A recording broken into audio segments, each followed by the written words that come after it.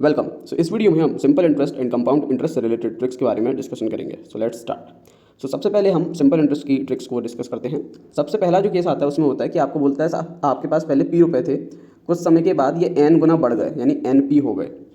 फिर वो आपको तीन वेरिएबल होते हैं, रेट ऑफ इंटरेस्ट, टाइम और आपका एन। अब इन तीन में से कोई भी दो वो आपको दे देगा और एक आपसे पूछ लेगा। तो इस तरह के केस में आपको इक्वेशन बनानी है, कितने गुना होगा पैसे एन गुना -1 n -1 and this will be equal to R into T upon 100। ये करने पर आप कोई भी रिक्वायर्ड चीज़ निकाल सकते हैं। तो पहला केस ये हो गया। अगले केस में वो बोलता है कि आपके पास पी रुपए थे। अब ये पी रुपए n1 टाइम्स हो गए हैं t1 समय के बाद, यानी n1 p हो गए हैं t1 समय के बाद। और फिर दूसरा बोल देता है ये पैसे n2 टाइम्स हो जाएंगे t2 टाइम्स के बाद। इस तरह के क्वेश्चन में आपको इक्वेशन बनानी है n1 -1 upon t1 equal to n2 -1 upon t2। तो ये इक्वेशन बनाने के बाद यहाँ पर आपको चार वेरिएबल दिख रहे होंगे n1 n2 t1 t2। इन चार में से कोई भी तीन वो आपको क्वेश्चन में दे देगा और कोई एक आपसे निकालने को पूछ लेगा। सो इस इक्वेशन का यूज़ करके आप इस तरह के क्वेश्चन सॉल्व कर सकते हैं। नेक्स्ट टाइप ऑफ क्वेश्चंस में वो बोलता है कि आपके पास पी रुपए थे और आपको ये जो पी रुपए हैं ये किसी को चुकाने हैं, यानी आपने किसी से उधार लिए थे पी रुपए और अब आपको चुकाने हैं और आप एन ईयर्स में ये रुपए चुकाएंगे, यानी कि हर साल एक एक इंस्टॉलमेंट आप देंगे, यानी एन इंस्टॉलमेंट्स आप देंगे। एन ईयर्स में एन इंस्टॉलमेंट्स देकर आप ये चुका देंगे। तो अब ये पूछता है कि बताओ वो जो इंस्टॉलमेंट आप दोगे हर साल वो कितने का होगा। इस तरह के क्वेश्चंस में आपको याद रखना है n x plus x R upon 100 और ब्रैकेट में आएगा 1 2 डॉट डॉट डॉट जितने साल आप इंस्टॉलमेंट दे रहे हो उससे एक कम n-1 और ये इक्वल हो जाएगा जितने रुपए आपने उधार लिए थे। तो यहाँ पर आपने क्या देखा n इंटू एक्स, ये तो पहला जो साल आप दोगे वो हो गया, फिर ये हर साल जो आप दोगे उस पर इंटरेस्ट हो गया ये वाला हिस्सा। तो इस तरह से आप इस फॉर्मूले का यूज़ करके इंस्टॉलमेंट निकाल सकते हो सिंपल इंटरेस्ट के केस में।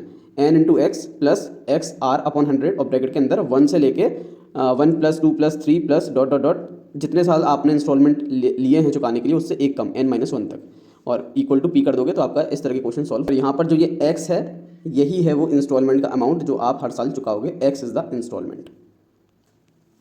अब देखते हैं कंपाउंड इंटरेस्ट से रिलेटेड क्वेश्चंस को। सो कंपाउंड इंटरेस्ट के केस में जो फॉर्मूला होता है अमाउंट का वो आपने देखा ही होगा, p 1 + r अपॉन 100 t। अब यहाँ पर एक चीज़ आपको और एडअप कर लेनी है, ये जो r के नीचे 100 है ना इसमें n का मल्टीप्लाई कर लो और t के साथ यहाँ n का मल्टीप्लाई, यानी p into 1 + r upon 100 into n और पावर में nt। अब ये जो n आया है ना ये एक फैक्टर होता है जिसका वैल्यू होता है 12 अपॉन नंबर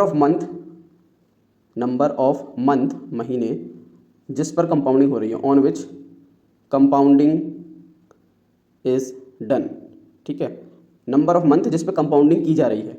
अब मान लीजिए मैं आपसे बोलूं कि कंपाउंडिंग जो है या फिर जो लोन आपको दिया गया है उसमें जो कंपाउंडिंग इफेक्ट है वो हाफ ईयरली होता है। हाफ ईयरली अगर लिखा हो तो इसका मतलब तो एक साल में आपको 2 टुकड़े कर देने हैं, हर टुकड़े में कितने महीने आ गए 6 है ना। तो 12 डिवाइड बाय 6 करना है तो कितना आ गया 2, तो n की वैल्यू 2। तो इस फॉर्मूले में आप n की जगह 2 रख दोगे। फिर ऐसे अगर मैंने आपसे बोला क्वार्टरली तो कितना हो गया, क्वार्टरली का मतलब एक साल के आपको 4 टुकड़े करने हैं, हर एक में कितने महीने आ जाएंगे 3 3 3 3 यानी n। तो n की वैल्यू क्या होगी 12 डिवाइड बाय 3 यानी कि 4। तो क्वार्टरली के केस में n की जगह 4 आ जाएगा। मैं अगर बोल दूं आपसे कि कंपाउंडिंग हो रही है हर 3 महीनों में एक बार, तो यानी हर 3 महीनों में एक बार, यानी कितने टुकड़े कर देने हैं मुझे साल के, मुझे 3 टुकड़े कर देने हैं। तो हर टुकड़े में कितने आ गए 4 महीने 4 महीने 4 महीने। तो n की वैल्यू क्या हो जाएगी 12/4 यानी 3। तो आपको यहाँ n की जगह 3 रख देना है। तो ज़्यादातर यही पूछा जाता है हाफ ईयरली, क्वार्टरली या फिर ट्राइमेस्टरली। तो यहाँ से आप अमाउंट निकालोगे और कंपाउंड इंटरेस्ट निकालने के लिए आपको क्या करना पड़ेगा, अमाउंट में से प्रिंसिपल को माइनस कर देना पड़ेगा, तो आपका कंपाउंड इंटरेस्ट निकल कर आ जाएगा। अब जो अगले टाइप के क्वेश्चन आते हैं उसमें आपको डिफरेंस दिया होता है, difference between CI and SI, यानी कंपाउंड इंटरेस्ट और सिंपल इंटरेस्ट के बीच का डिफरेंस दिया होता है।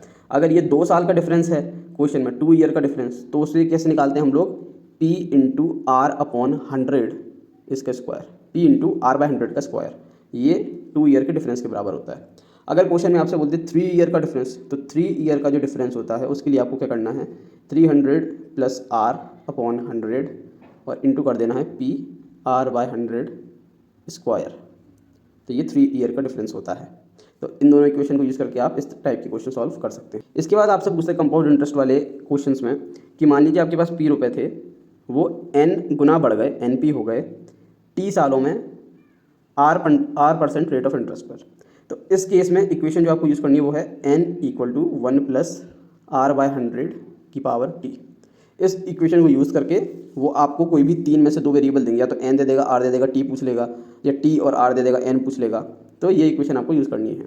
इसी टाइप के एक और क्वेश्चन बनते हैं, उनमें वो क्या पूछता है कि p मनी था, वो कुछ समय बाद n गुना बढ़ गया, NP हो गया t सालों में R% रेट ऑफ इंटरेस्ट पे।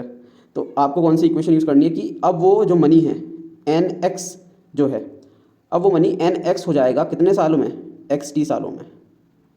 तो ये इक्वेशन आपको यूज़ करनी है कि अगर वो पैसा n गुना बढ़ गया है t सालों में, तो वो पैसा n की पावर x गुना हो जाएगा xt सालों में, x इंटू टी सालों में।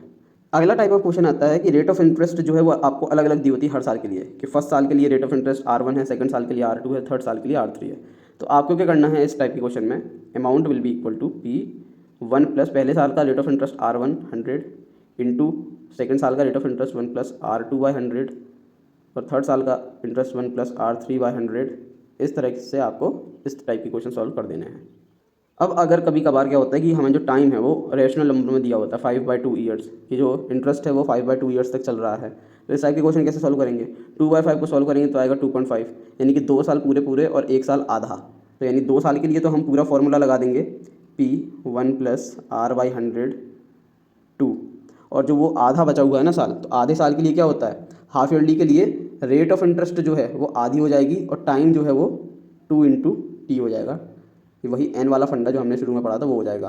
तो उस आधे साल के लिए क्या हो जाएगा, 1 प्लस रेट हो जाएगी आधी, सो रेट हो जाएगी आधी और टाइम हो जाएगा दुगना। टाइम कितना था, हाफ ईयर, यानी 1/2, सो 2 इंटू 1/2 1। इस तरह से आप इस टाइप के क्वेश्चन को सॉल्व कर सकते हैं जहाँ टाइम फ्रैक्शन में हो। अब कंपाउंड इंटरेस्ट के केस में भी इंस्टॉलमेंट वाले क्वेश्चन आते हैं, तो उनको कैसे सॉल्व करना है। देखिए अगर आप जनरल फार्मूला देखें तो अगर P रुपये उधार लिए थे और आपको x इंस्टॉलमेंट देनी है हर साल, और n सालों के लिए आपने लिया है, तो P will be equal to x/1 plus R/100 plus x/1 plus R/100 का स्क्वायर, प्लस फिर आएगा x/1 प्लस R/100 इसकी पावर 3। ऐसे ही चलता जाएगा x/1 प्लस R/100 की पावर n तक। इस तरह से ये जनरल फार्मूला है, बट इसको एग्जाम में हम यूज़ नहीं कर सकते, टाइम लग जाएगा। तो एग्ज़ाम में आपको क्या करना है, सपोज़ करिए आपको रेट ऑफ इंटरेस्ट दिया गया है R% का, तो फर्स्ट स्टेप आपको पता करना है 1 प्लस R% को, इसकी वैल्यू निकाल लेनी है। सपोज़ करिए A/B आता है, ठीक है। इसके बाद आपको दूसरे स्टेप में रेशो बनाना है। रेशो बनाने के लिए 1 लिखिए (2). अब इस वाले वैल्यू को आप उलट दीजिए, B/A लिख दीजिए, तो ये क्या रेशो बन जाएगा, A/B। फिर थर्ड स्टेप, अब यहाँ पर जो आपको अमाउंट उधार लिया था आपने, P इंटू ये जो रेशो आए हैं ना, इसमें बड़ा नंबर आपको देखना, बड़ा नंबर कौन सा है। सो बड़ा नंबर ऊपर आएगा बिग नंबर, अपॉन टोटल आ जाएगा A+B, और इंटू में आ जाएगा ये A/B जो फर्स्ट निकाला था हमने। तो डायरेक्टली आपकी इंस्टॉलमेंट निकल कर आ जाएगी। ये तो 2 साल के लिए हो गया। अब मान लीजिए 3 साल का केस आ जाए कि 3 साल में इंस्टॉलमेंट चुकानी है, तो आप कैसे करोगे। 3 साल के लिए अगेन वही हमें R% दिया हुआ है रेट ऑफ इंटरेस्ट, तो हम पहले निकालेंगे फर्स्ट स्टेप में 1 प्लस R/100, ये सपोज़ करिए A/B आ गया। सेकंड स्टेप में रेशो बनाना है, रेशो बनाने के लिए 1। अब 3 साल में हमें चुकाना है 3 इंस्टॉलमेंट में, तो हम क्या करेंगे, पहले लिखेंगे B/A, इसको उलट के लिखते हैं रेशो में, फिर (2) B का स्क्वायर, फिर A का स्क्वायर। अगर 4 साल का होता तो फिर हम B का क्यूब A का क्यूब कर देते, पर यहाँ 3 साल की हम बात कर रहे हैं, तो ये हमारा रेशो बना। अब इसके बाद इसको सिंप्लीफाई कर देंगे हम, तो सिंप्लीफाई करके कुछ आ जाएगा x/y/z के फॉर्म में ये। फिर इसके बाद थर्ड स्टेप फाइनली हम इंस्टॉलमेंट निकालेंगे, जो कि बराबर होगा उधार लिया पैसा इंटू ये जो रेशो बनेगा सिंप्लीफाई करके, इसमें सबसे बड़ा number big number upon total x+y+z into करेंगे हम हमारे रेशो से जो फर्स्ट स्टेप में था A/B, और हमारा इंस्टॉलमेंट डायरेक्टली निकल के आ जाएगा। सो ये थी कुछ tricks simple interest and compound interest पर बेस्ड। आई होप आपको ये यूज़फुल लगी हो, एंड आप एग्जाम में अगर इनको यूज़ करेंगे तो आपके क्वेश्चन जल्दी सॉल्व हो जाएंगे। सो देखने के लिए thank you and take care, all the best.